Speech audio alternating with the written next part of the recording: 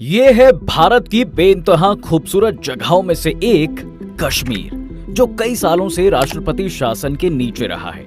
यहाँ नज़ारे तो बहुत खूबसूरत है साहब, लेकिन पूरे 5 सालों तक वक्त ऐसा रहा कि राज्य के पास ना तो मंत्री परिषद था और ना ही अपना कोई मुख्यमंत्री।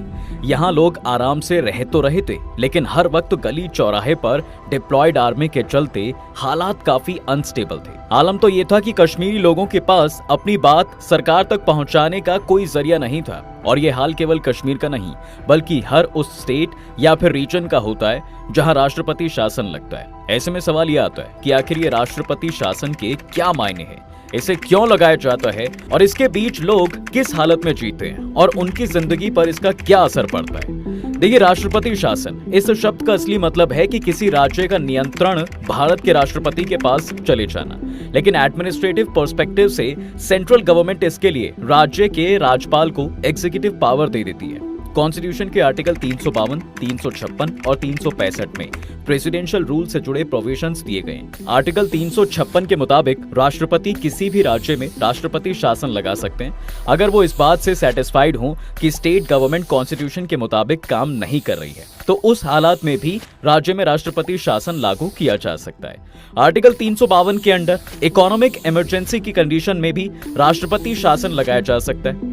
अब आइए समझते हैं कि किन सिचुएशंस में राष्ट्रपति शासन लगाया जा सकता है और इसमें क्या कुछ कंडीशंस होती है। देखिए, अगर चुनाव के बाद किसी पार्टी को बहुमत ना मिला हो या फिर जिस पार्टी को बहुमत मिला हो वो सरकार बनाने से इनकार कर दे और गवर्नर को दूसरा कोई ऐसा दल ना मिले जो सरकार बनाने की कंडीशन में हो, फिर इसमें राष्ट्रपति शासन लगाया जा सकता है। इसके अलावा राज्य सरकार असेंबली में हार के बाद इस्तीफा दे दे और दूसरे दल सरकार बनाने की कंडीशन में नहीं हो, तो इसमें भी बात यह होती है कि अगर स्टेट गवर्नमेंट ने सेंट्रल गवर्नमेंट केंद्र सरकार के कॉन्स्टिट्यूशनल डायरेक्टिव्स का पालन ना किया हो तो ऐसा हो सकता है। साथ ही कोई राज्य सरकार जानबूझकर इंटरनल डिस्टर्बेंस को जन्म दे रही हो या फिर राज्य सरकार अपने कॉन्स्टिट्यूशनल ऑब्लिगेशंस का सस्टेन्स नहीं कर रही हो, तब भी इस शासन को लगाया जा सकता है। अब ये तो बात रही वो राष्ट्रपति शासन के लागू होने की बात। अब ये भी जान लीजिए कि ये चलता कब तक है, यानी किसी भी राज्य में कब तक राष्ट्रपति शासन लागू रह सकता है। तो इसके लागू होने के 2 महीने के अंदर संसद के दोनों सदनों से इसे अप्रूव हो जाना चाहिए। दोनों सदनों में इसका अप्रूवल होने के बाद राष्ट्रपति शासन 6 महीने तक चल सकता है। और आपको जानकर हैरानी होगी कि भारत में अब तक करीब 125 बार राष्ट्रपति शासन लगाया जा चुका है और भारत में पहली बार राष्ट्रपति शासन पंजाब में साल 1951 में लगाया गया था। इसके अलावा संविधान में 3 प्रकार के आपातकाल की बात कही गई है। पहला राष्ट्रपति आपातकाल, आर्टिकल 352 नेशनल इमरजेंसी। दूसरा राष्ट्रपति शासन, आर्टिकल 356 प्रेसिडेंट रूल। तीसरा वित्तीय आपातकाल, आर्टिकल 360 फाइनेंशियल इमरजेंसी। इसे 2 और नामों से भी जाना जाता है, संवैधानिक आपातकाल, राज्य आपातकाल। और यहाँ पर आपको बता दें कि कॉन्स्टिट्यूशन में किसी राज्य में कॉन्स्टिट्यूशनल क्राइसिस पैदा होने की सिचुएशन में इमरजेंसी शब्द का इस्तेमाल नहीं किया है। अब चलिए ये जानते हैं कि राष्ट्रपति शासन लगने के बाद क्या क्या बदलाव होते हैं। दरअसल राष्ट्रपति मुख्यमंत्री की लीडरशिप वाली काउंसिल ऑफ मिनिस्टर्स को डिसॉल्व कर देता है, जिसके बाद स्टेट गवर्नमेंट के काम राष्ट्रपति के पास चले जाते हैं और उस पर गवर्नर और बाकी एग्जीक्यूटिव ऑफिसर्स की शक्तियां प्राप्त हो जाती हैं। जिसके बाद राष्ट्रपति शासन में गवर्नर, स्टेट सेक्रेटरी या राष्ट्रपति द्वारा अपॉइंट किसी कंसल्टेंट की मदद से शासन चलाते हैं। बता दें कि राष्ट्रपति अगर चाहे तो ये घोषणा कर सकते हैं कि भाई स्टेट लेजिस्लेचर की शक्तियों का इस्तेमाल संसद करेगी और संसद स्टेट बिल्स और बजट रेजोल्यूशन को पास कर सकती है।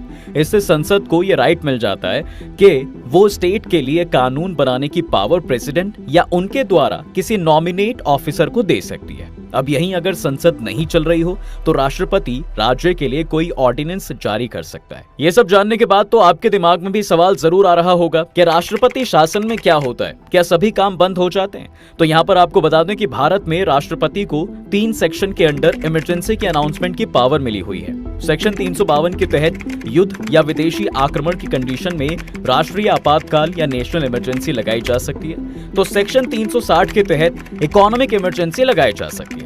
अब यहाँ पर ध्यान देने वाली बात यह है कि राष्ट्रपति शासन की अवधि 6 महीने या फिर 1 साल ही होती है। राष्ट्रपति शासन को 1 साल पूरा होने के बाद भी आगे बढ़ाना है तो इसके लिए इलेक्शन कमीशन की परमिशन लेनी होती है और अगर इलेक्शन कमीशन परमिशन दे भी देता है तो राष्ट्रपति शासन 3 साल की अवधि से ज्यादा नहीं लगाया जा सकता। राष्ट्रपति शासन के दौरान भी गवर्नर पॉलिटिकल पार्टीज को बहुमत साबित करने के लिए इन्विटेशन दे सकते हैं। अब जैसा कि हमने आपको वीडियो की शुरुआत में ही बताया कि किन किन कंडीशंस में राष्ट्रपति शासन लगाया जा सकता है, लेकिन यहाँ पर एक और बात जो इंपॉर्टेंट है कि जब भी असेंबली डिसॉल्व होती है और अगर सुप्रीम कोर्ट या हाई कोर्ट के पास असेंबली डिसॉल्व करने के खिलाफ अपील की जाती है और कोर्ट अपनी जांच में ये पता लगाते हैं कि राज्य असेंबली को झूठे या इररिलेवेंट मुद्दे के आधार पर डिसॉल्व किया गया है, तो कोर्ट असेंबली का डिसॉल्व किया जाना रोक सकता है। इस तरह असेंबली डिसॉल्व करने का राष्ट्रपति का फैसला आखिरी फैसला नहीं है और इसे कोर्ट में चुनौती दी जा सकती है। बता दें कि सन 1994 से पहले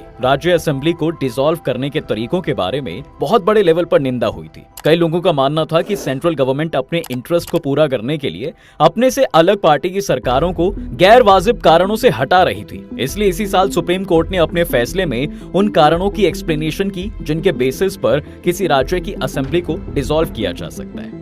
अब राष्ट्रपति शासन कैसे हटाया जाता है? देखिए, तो असेंबली सस्पेंडेड किए जाने पर राष्ट्रपति शासन कभी भी हटाया जा सकता है और असेंबली अपने ओरिजिनल पोजीशन में लौट सकती है। यानी 1 महीने या 2 महीने बाद जब भी कभी सरकार बनने की स्थिति बने तो राष्ट्रपति शासन हटाया जा सकता है।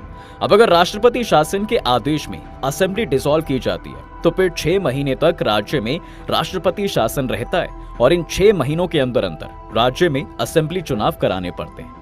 सस्पेंशन के स्टेटस में राज्यपाल कभी भी राष्ट्रपति शासन हटाने की सिफारिश कर सकते हैं, लेकिन ज्यादा से ज्यादा 6 महीने के लिए राष्ट्रपति शासन लगाया जा सकता है। इस अवधि के अंदर सरकार बनानी होती है। अगर राष्ट्रपति शासन को 6 महीने के लिए और बढ़ाना है तो संसद के दोनों चैम्बर से अप्रूवल लेना होता है। साल 2021 की बात है साहब, जब पुडुचेरी में 3 महीने बाद ही असेंबली इलेक्शंस होने थे, लेकिन उससे पहले ही कांग्रेस सरकार गिर जाने के कारण ऐसी सिचुएशन बन गई कि राष्ट्रपति शासन लगाने की नौबत आ गई। केंद्रीय मंत्री प्रकाश जावड़ेकर के बयान के मुताबिक पुडुचेरी के मुख्यमंत्री ने इस्तीफा दिया और किसी पार्टी ने नई सरकार बनाने के लिए कोई दावा नहीं किया। इस सिचुएशन में यूनियन टेरिटरी के लेफ्टिनेंट गवर्नर की सिफारिश पर सेंट्रल गवर्नमेंट ने राष्ट्रपति के पास प्रपोजल भेज दिया कि भाई असेंबली डिसॉल्व कर दी जाए। अब यहाँ पर राष्ट्रपति के आदेश के बाद राष्ट्रपति शासन लग गया। असल में इस्तीफा देने वाले पुडुचेरी सीएम वी नारायणसामी ने भाजपा समेत अपोजिशन पार्टियों पर आरोप लगाया कि उन्होंने रूलिंग कोalition के विधायक तोड़े, जिससे सरकार गिरने की नौबत आई। 26 सदस्यों वाली असेंबली में कांग्रेस और डीएमके के 6 विधायकों के इस्तीफे के बाद गठबंधन के पास बहुमत नहीं रहा। अब जानने की बात यहाँ पर यह है कि राष्ट्रपति शासन अगर किसी राज्य में लग जाता है तो इसका मतलब और नतीजा क्या होता है। ऐसे सिचुएशन में राष्ट्रपति शासन के दौरान पब्लिक रिप्रेजेंटेटिव्स के पास क्या ऑप्शंस होते हैं? तो देखिए, रूलिंग कोalition के टूटने या फिर असेंबली के त्रिशंकु हो जाने के हालात में ऐसा नहीं है कि राज्य की सियासी पार्टियों के रास्ते बंद हो जाएं। होता यह है कि राष्ट्रपति शासन के दौरान किसी भी समय कोई भी राजनीतिक पार्टी गवर्नर के पास जाकर सदन में अपना बहुमत या मेजॉरिटी साबित करने का प्रपोजल दे सकती है और बहुमत के बेसिस पर सरकार बना सकती है। दूसरी तरफ राष्ट्रपति शासन वाले स्टेट में इलेक्शन कमीशन नए सिरे से चुनाव करवा सकता है। क्या राष्ट्रपति शासन से लोगों पर असर पड़ता है? तो बता दें कि राष्ट्रपति शासन से रोजमर्रा के जीवन पर कोई खासा असर नहीं पड़ता, लेकिन राष्ट्रपति शासन लग जाने पर राज्य में न्यू पॉलिसीज और न्यू लॉज भी नहीं बनते। आसान भाषा में कहें तो बड़े फैसले नहीं हो पाते, लेकिन प्रशासन चलता रहता है। इस दौरान राज्य में कोई प्रोजेक्ट भी पास होने की पॉसिबिलिटी भी ना के बराबर ही रहती है। मोदी के प्रधानमंत्री रहते 10वीं बार राष्ट्रपति शासन लगा। इंदिरा गांधी के समय में सबसे ज्यादा यानी 51 बार लगा था। पुडुचेरी में नारायणसामी की सरकार गिरने के 3 दिन बाद राष्ट्रपति शासन लग गया, क्योंकि मुख्यमंत्री नारायणसामी फ्लोर टेस्ट में साल 2021 में बहुमत साबित नहीं कर पाए थे। इसके बाद उन्होंने उपराज्यपाल तमिलिसाई सुंदरराजन को इस्तीफा सौंप दिया था। पुडुचेरी में 20 साल पहले भी राष्ट्रपति शासन लगा था। बता दें कि 20 साल पहले 4 मार्च 1991 से 3 जुलाई 1991 तक 121 दिनों के लिए राष्ट्रपति शासन लगा था। आपको जानकर हैरानी होगी कि आजादी के बाद से देश में अब तक 132 बार राष्ट्रपति शासन लगाया जा चुका है। इंदिरा गांधी के प्रधानमंत्री रहते सबसे ज्यादा 51 बार राष्ट्रपति शासन लगा था और नरेंद्र मोदी के प्रधानमंत्री रहते अब तक 10वीं बार राष्ट्रपति शासन लग चुका है। वहीं रामनाथ कोविंद 4थी बार राष्ट्रपति शासन लागू कर चुके हैं। पहली बार 1951 में लगा था राष्ट्रपति शासन। देखिए, किसी भी राज्य में राष्ट्रपति शासन लगाने की व्याख्या संविधान के आर्टिकल 356 में की गई है। संविधान लागू होने के बाद पंजाब पहला राज्य था जहां राष्ट्रपति शासन लगाया गया था।